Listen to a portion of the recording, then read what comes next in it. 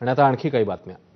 आज स्वातंत्र्यवीर विनायक दामोदर सावरकर यांची जयंती आहे आणि या जयंतीनिमित्ताने महाविकास आघाडीमध्ये मिठाचा खडा हा पडण्याची शक्यता निर्माण झाली आहे। शिवसेना उद्धव ठाकरे पक्षाचे नाशिकचे नेते बाळा दराडे यांनी सतत सावरकरांवर टीका करणारे काँग्रेसचे खासदार आणि लोकसभा विरोधी पक्षनेते राहुल गांधी यांना थेट इशारा दिलाय। राहुल गांधी नाशिकमध्ये आले तर त्यांच्या तोंडाला काळं फासू अशी धमकीच दराडेंनी दिली। स्वातंत्र्यवीर सावरकरांविरोधात अपशब्द सहन करणार नसल्याचं सांगताना राहुल गांधी यांच्यावर दगडफेक देखील करू असा इशारा दराडेंनी दिला। त्यामुळे महाविकास आघाडीत वादाची ठिणगी पडणार का असा प्रश्न या निमित्ताने उपस्थित होतोय।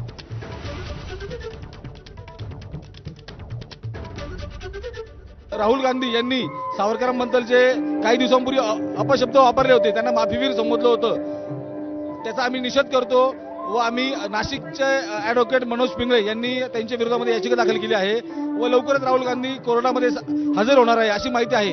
पण ज्यावेळी राहुल गांधी नाशिकमध्ये येतील तेव्हा त्यांच्या तोंडाला आम्ही काळं फासू, त्यांच्यापर्यंत जर पोहोचू दिलं नाही तर आम्ही त्यांच्या ताफ्यावर दगडफेक करू आणि त्यांना दाखवून देऊ का सावरकरांचे हिंदुत्ववादी सैनिक कसे असतात ते।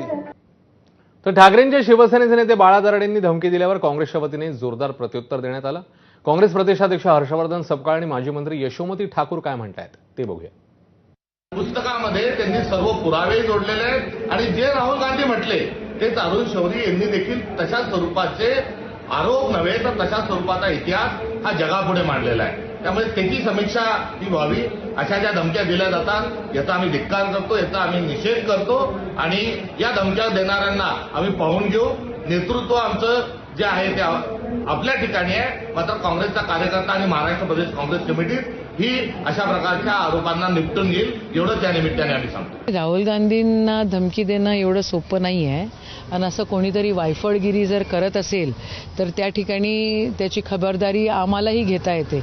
आम्ही शांततेच्या मार्गाने महात्मा गांधींच्या मार्गाने चालणारे अहिंसेची मंडळी आहोत।